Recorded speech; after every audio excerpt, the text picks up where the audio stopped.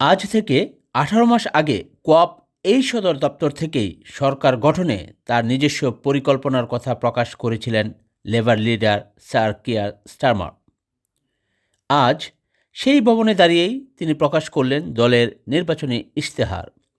তাতে প্রধান প্রতিশ্রুতি হিসাবে এলো সম্পদ সৃষ্টির বিষয়টি। Wealth creation is our number one priority. Growth is our core business. The only route to improving the prosperity of our country and the living standards of working people. তবে ইশতেহারকে সবাই যে খুব স্বাগত জানালেন এমন নয়। But it's the same old Tory policies. দর্শক সারির থেকে প্রতিবাদ করে উঠলেন এই নারী। তাকে সরিয়ে দেওয়া হলো, আর পরিস্থিতি চমৎকারভাবেই নিয়ন্ত্রণে নিলেন labour leader. Gave up on being a party of protest 5 years ago.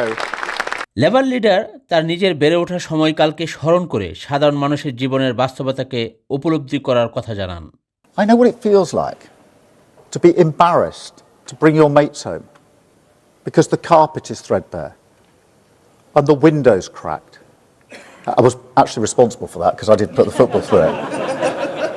Labour লিডারের স্পষ্ট ঘোষণা, income tax, national insurance, VAT বৃদ্ধি করা হবে না। We will not raise income tax. We will not raise national insurance. We will not raise VAT. That is a manifesto commitment. বক্তব্যে উপসংহার এইভাবেই টানেন labour leader. I invite you all to join our mission to stop the chaos, turn the page and start to rebuild our country. Thank you so much.